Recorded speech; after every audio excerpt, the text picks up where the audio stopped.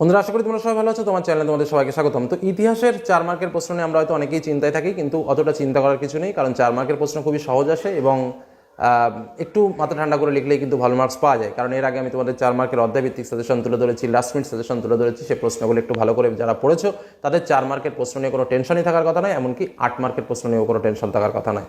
তো আজকের আলোচনায় আমরা একদম প্রত্যেকটা অধ্যায় থেকে, যেহেতু আমাদের 4 মার্কের একটা করে প্রশ্ন আসে, তাহলে মোট 8টা প্রশ্ন আসবে আমাদের, তার থেকে মোট 6টা প্রশ্ন লিখতে হবে। আমি তোমাদের জন্য স্পেশাল 20 কোশ্চেন শেয়ার করছি, একদম স্পেশাল 20 কোশ্চেন। যে 20টা প্রশ্ন ভালো করে রেডি করে যাও, আমি আশা রাখছি এই 20টা প্রশ্নের মধ্যে তোমরা 6টা প্রশ্ন তোমাদের যেহেতু লিখতে হবে, তোমরা 6টা প্রশ্নই কমন পাবে। তবে চেষ্টা করেছি একদম সিলেক্টেড কিছু প্রশ্ন, অর্থাৎ এই 20টা প্রশ্ন অবশ্যই যেন রেডি করে যাও। আর লেখার ফরম্যাট বা লেখার নিয়ম কীভাবে কি লিখতে হয় সেগুলো তো আগেই বলেছি। 4 মার্কের প্রশ্ন 6টা পয়েন্টের ন্যূনতম 6টা পয়েন্ট উত্তর লেখার চেষ্টা করবে, পয়েন্টগুলো উল্টোপাল্টা করবে না, সুন্দর তথ্যভিত্তিকভাবে উত্তর করার চেষ্টা করবে। আর গুরুত্ব আসলে গুরুত্বগুলো অন্তত সামাজিক গুরুত্ব কী আছে, অর্থনৈতিক গুরুত্ব কী আছে, সাংস্কৃতিক গুরুত্ব কী আছে, হ্যাঁ, তারপরে অন্যান্য যে আনুষঙ্গিক যে পয়েন্টের প্রশ্নের আনুষঙ্গিক যে বিষয়গুলো রয়েছে সে বিষয়গুলো উল্লেখ করে টাইম টেবিলের একটা শর্টকাট আমি মেথড তোমাদের বলেছিলাম, যে প্রত্যেকটা অধ্যায়ের একটা টাইম টেবিল আছে, সেই অধ্যায়ের টাইম টেবিলটা একটু মনে রাখতে। তারপরে অধ্যায়ের বিষয়বস্তুটা আমি মনে রাখতে বলেছিলাম, সে সম্পর্কে একটা ক্লাস আমি তোমাদের করেছি। সেই বিষয়বস্তুর উপর নজর রেখে কিন্তু এই প্রশ্নগুলোর উত্তরও কিন্তু লিখতে পারবে। তো চলো আমরা সেই স্পেশাল 20 কোশ্চেন একটু দেখে নিই, যে 20টা প্রশ্ন তোমরা রেডি করেছো কিনা জেনে নাও। যদি কোনো প্রশ্ন রেডি করা না থাকে তাহলে কিন্তু অবশ্যই রেডি করে নিও। চলো দেখে নিই 20টা প্রশ্ন রেডি আছে কিনা। যদি আবার বলছি, যদি কোনো প্রশ্ন রেডি করা না থাকে তাহলে কিন্তু অবশ্যই প্রশ্ন করা রেডি করে নিও, ঠিক আছে? চলো দেখে নেওয়া যাক 20টা মোস্ট ইম্পর্টেন্ট প্রশ্ন, ইতিহাস 4 মার্কের প্রশ্ন। বন্ধুরা, তাহলে আমরা দেখে নিই সেই ইম্পর্টেন্ট প্রশ্নগুলো, যে প্রশ্নগুলো না পড়লেই নয়, বা যে প্রশ্নগুলো অবশ্যই দেখা উচিত, কারণ এর মধ্যে দিয়েই তোমাদের 4 মার্কের প্রশ্ন আসতে চলেছে, একদম পরিষ্কার কথা। তবে একটা কথা বলে রাখা দরকার, যে কিছু কিছু প্রশ্ন আছে যে প্রশ্নগুলো কিন্তু যেমন 4-এ ইম্পর্টেন্ট, ঠিক একইভাবে 2-এও আসতে পারে, বা দুটো প্রশ্ন জয়েন করে 8-এও কিন্তু দিতে পারে। যে কারণে আজ যে প্রশ্ন কটা শেয়ার করছি, পরীক্ষার ঠিক আগের মুহূর্তে বলা যেতে পারে, এই মুহূর্তে তোমরা শুধু দেখবে যে এই প্রশ্নগুলো রেডি আছে কিনা, কারণ তোমাদের ম্যাক্সিমাম এখন প্রশ্ন সব রেডি। যদি কারো কোনো প্রশ্ন রেডি না থাকে তাহলে শুধু সেই প্রশ্নটা একটু দেখে যাবে, এটাই হলো মূল কথা। আর বাদ বাকি কোনো কোশ্চেন যদি বাকি থাকে অবশ্যই ইমিডিয়েটলি দেখো, কারণ এর মধ্যে দিয়ে পরীক্ষায় প্রশ্ন আসবে। ওকে, চলো প্রথম প্রশ্ন, ইন্দিরা গান্ধীকে লেখা জওহরলাল নেহরুর চিঠির সম্পর্কে আলোচনা করো, বা চিঠির গুরুত্ব। আধুনিক ইতিহাস চর্চায় খেলার ইতিহাসের বা নারীর ইতিহাসের বা নতুন সামাজিক ইতিহাস চর্চার বা জীবনের ঝরাপাতার বা জীবন স্মৃতির গুরুত্ব। এই কটার মধ্যে একটা প্রশ্ন আসবেই, ধরে রাখতে পারো একদম গ্যারান্টি সহকারে। এ কটার মধ্যে একটা প্রশ্ন পাবেই, সে 2-এ পাও বা 4-এ পাও।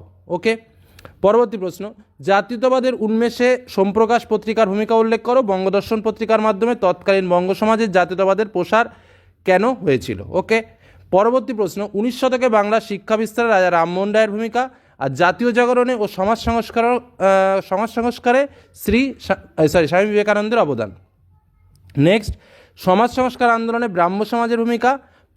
পাশ্চাত্য শিক্ষা বিষয়ক দ্বন্দ্ব। চিকিৎসাবিদ্যার চর্চায় কলকাতা মেডিকেল কলেজের ভূমিকা। নেক্সট, নীলকর সাহেবদের অত্যাচারের বিরুদ্ধে হিন্দু পেট্রিয়ট পত্রিকা কিভাবে জনমত গড়ে তোলে। হুতুম প্যাঁচার নকশাতে লেখক কিভাবে কলকাতার সমাজচিত্র তুলে ধরেছেন।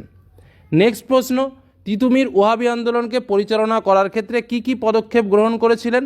সন্ন্যাসী ফকির, চুয়াড় বিদ্রোহ, মুন্ডা বিদ্রোহ এবং সাঁওতাল বিদ্রোহের কারণগুলো উল্লেখ করো। আর স্থানের নাম এবং বিদ্রোহের যে নেতৃত্ব তার নাম, অর্থাৎ প্রত্যেকটা বিদ্রোহের নেতৃত্ব এবং স্থানের নাম, মানে কোথায় হয়েছিল আর তার নেতৃত্ব দিয়েছিল, এরকম দুজনের করে নাম কিন্তু মনে রাখবে, ঠিক আছে? নেক্সট, নীলকর সাহেবের কৃষকদের ওপর কিভাবে অত্যাচার করত সংক্ষেপে লেখো। ফরাজি আন্দোলন কি ধর্মীয় পুনর্জাগরণের আন্দোলন, ব্যাখ্যা করো। ঔপনিবেশিক অরণ্য আইন ও তারিকি মোহাম্মদিয়ার মূল ভাবধারা কী? পরবর্তী প্রশ্ন, 1857 সালের বিদ্রোহকে জাতীয় বিদ্রোহ ও সিপাহী বিদ্রোহ বলা হয় কেন? মহাবিদ্রোহের প্রতি শিক্ষিত বাঙালি সমাজের মনোভাব কীরূপ ছিল? এই জায়গাটা কিছু গুরুত্বপূর্ণ টিকা রয়েছে, যে টিকাগুলো খুব ইম্পর্টেন্ট। তার মধ্যে ভারতের সভা সমিতির যুগ, ইলবার্ট বিল, মহারানীর ঘোষণাপত্র, ল্যান্ড হোল্ডার সোসাইটি, বঙ্গভাষা প্রকাশিকা সভা।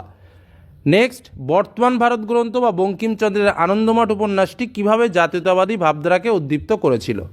নেক্সট, গগনেন্দ্রনাথ ঠাকুর কিভাবে বাবু সমাজের সমালোচনা করেছিলেন, কিভাবে জাতীয়তাবাদী ভাবধারা প্রসারের পক্ষে তা সহায়ক হয়ে উঠেছে। ঠিক আছে, গগনেন্দ্রনাথ ঠাকুর কিভাবে বাবু সমাজের সমালোচনা করেছিলেন, কিভাবে জাতীয়তাবাদী ভাবধারা প্রসারের ক্ষেত্রে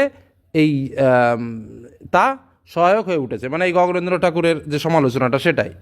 পরবর্তী প্রশ্ন, Charles Wilkins, William Carey, Ganga Kishore Bhattacharya, Radhanath. দেখো এই পার্টটা না, আমি তোমাদের অনেককেই বলি যে এই পার্টটাকে পুরোপুরি বাদ দিতে, কারণ এই চ্যাপ্টারটা বাদ দিলেও আমার কোনো চাপ থাকবে না, কারণ অন্যান্য বিষয়গুলো যদি আমি ভালো করে পড়ি তাহলে কিন্তু আমি কমন পাবো। এই পার্টটা আমি একদম বলে দিচ্ছি, এই পার্টটা কেউ যদি মনে করো যে আমরা পড়বো না, কোনো টেনশন নিও না, একদম পুরো এই পর্যন্ত, ঠিক আছে? আমি আগে প্রশ্নগুলো বলে দিই, তারপর দেখিয়ে দিচ্ছি। এই চার্লস উইলকিন্স থেকে শুরু করে এই বসু বিজ্ঞান মন্দির পর্যন্ত, কারণ সত্যি কথা বলতে এখানে অনেক পড়তে হয় এবং আমরা ইম্পর্টেন্ট গ্যারান্টিতে বলতে পারি না যেটাই আসবে, এর জন্য কিছু প্রশ্ন এক্সট্রা আমাদের পড়তেই হচ্ছে। তার মধ্যে আমি বলে রাখি, Charles Wilkins, William Carey, Ganga Kishore Bhattacharya, Radhanath Sikdar, Taraknath Palit, Serampore mission, Panchanan Karmakar, Kolkata Bigyan college, Basu Bigyan Mandir, Indian association for the cultivation of science, Jatiya Shiksha পরিষদ, শ্রীরামপুর মিশন, বিশ্বভারতীর গুরুত্ব, তারপরে হচ্ছে 19 শতকে বিজ্ঞান সাধনায় প্রফুল্লচন্দ্র রায়, জগদীশচন্দ্র বসু অথবা বসু বিজ্ঞান মন্দিরের অবদান। এই যে টোটাল পার্টটা বললাম, এই পার্টগুলোর মধ্যে কথাটা খুব ভালোভাবে বুঝবে, এই সম্পূর্ণ পার্টটার মধ্যে তোমরা কি পাবে পরীক্ষায়? এই সম্পূর্ণ পার্টটার মধ্যে একটা 2 মার্ক পাবে, একটা 4 মার্ক পাবে, একদম পরিষ্কার কথা। এই 6 মার্ক গ্যারান্টি সহকারে কিন্তু তোমরা এখান দিয়ে কমন পাবে, এটা হলো মূল কথা। এবার এই প্রশ্নগুলো পড়তে হবে, তার জন্য গ্যারান্টি দিয়ে পাবে এটা কমন শিওর, কিন্তু এই এতগুলো প্রশ্ন পড়তে হবে। আর যদি কেউ মনে করো যে না আমি এতগুলো প্রশ্ন পড়তে পারবো না, তাহলে আমি 4 মার্কের ক্ষেত্রে বলবো অন্যান্য যে চ্যাপ্টারের প্রশ্নগুলো দিচ্ছি সেই প্রশ্নগুলো ভালো করে পড়ো, এই পার্টটা না পড়লেও কোনো সমস্যা নেই, কারণ তোমাদের 16টা প্রশ্ন আসবে, 11টা প্রশ্ন লিখতে হবে। বোঝা গেল কি বললাম? বেশ, তারপরটায় চলে আসি। সাইমন কমিশন বিরোধী আন্দোলনে শ্রমিক ও অন্যান্য শ্রেণীর ভূমিকা কেমন ছিল? কৃষক আন্দোলনে মাদারিপার্সি বা বাবা রামচন্দ্রের অবদান কী ছিল? এখানে কিছু সংজ্ঞা বৈশিষ্ট্য গুরুত্ব রয়েছে, যেটা 4এও আসতে পারে, 2এও আসতে পারে। তার মধ্যে কপিলরাজ, উজলিপরাজ, কিষাণ সভা, মিরাট ষড়যন্ত্র মামলা, ত্রিপুরী সংকট, সারা ভারত কিষাণ সভা, ওয়ার্কার অ্যান্ড পেজেন্ট পার্টি, তেভাগা আন্দোলন, তাম্রলিপ্ত জাতীয় সরকার। পরবর্তী প্রশ্ন, ভারত ছাড়ো বা বঙ্গভঙ্গ বিরোধী আন্দোলন বা আইন অমান্য আন্দোলন বা অহিংস অসহযোগ আন্দোলনে নারীদের অংশগ্রহণ বর্ণনা করো। কোনটা আসবে গ্যারান্টিতে কিছু বলা যাবে না, কিন্তু নারীদের অংশগ্রহণটা কিন্তু একটা এখান দিয়ে পাচ্ছ, সে 4-এ পাও আর 2-এ পাও। 4-এ পাওয়ার সম্ভাবনাটা সব থেকে বেশি। আর এই টিকাগুলোর মধ্যে একটা 2-এ পাবে বা 4-এও আসতে পারে। টিকাগুলোর মধ্যে কি কি? মাস্টারদা সূর্য সেন, মাতঙ্গিনী হাজরা, প্রীতিলতা ওয়াদ্দেদার। স্মরণীয় কেন? তার সঙ্গে টিকা আকারে anti circular society, Carlyle circular, অলিন্দ যুদ্ধ, সাম্প্রদায়িক বাটেয়ারা, ভাইকম সত্যাগ্রহ, পুনা চুক্তি, বাংলার দলিত আন্দোলন, অলিন্দ যুদ্ধ, রশিদ আলী দিবস এবং গান্ধী আম্বেদকর বিতর্ক। মানে আজকের প্রশ্নগুলো আমরা যেমন 4-এর জন্য দিয়েছি, তার সঙ্গে কিন্তু 2টাকেও প্রায় একসঙ্গেই তুলে দিলাম, যে প্রশ্নগুলো 2-এর জন্যও কিন্তু তোমাদের দেখতে হবে।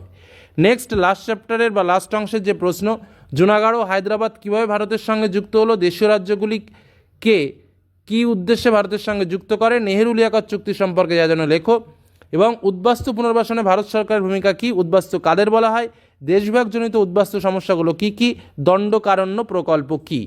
এই হলো আমাদের টোটাল প্রশ্ন। দেখো অনেকে হয়তো ভাববে যে অনেক প্রশ্ন, কিন্তু একবার ভেবে দেখো, কারণ আজকের যে প্রশ্ন কটা রয়েছে হিসাব মতো আজকের প্রশ্নগুলোর মধ্যে যে শুধুমাত্র 4 মার্কের প্রশ্ন শেয়ার করলাম সেটা কিন্তু নয়, কারণ এই 4 মার্কের সঙ্গে আমরা এমন কিছু কিছু প্রশ্ন শেয়ার করেছি যে প্রশ্নগুলো 2 মার্কের মতো করেও আসতে পারে, আবার 4 মার্কের মতো করেও কিন্তু আসতে পারে। এই পার্টটা পড়লে 2 মার্কেরও কিন্তু অনেক প্রশ্ন আমরা কমন পেয়ে যাব।